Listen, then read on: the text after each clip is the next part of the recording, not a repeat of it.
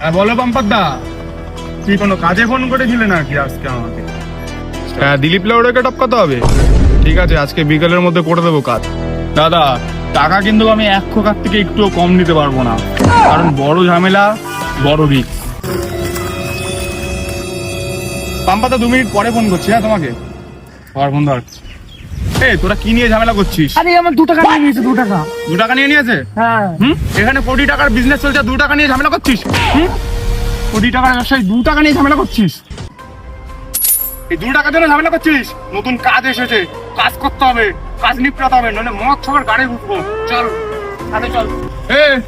তাড়াতাড়ি 2টো সিগারেট নিয়ে আমার জন্য, এখনই immediate. A few moments later.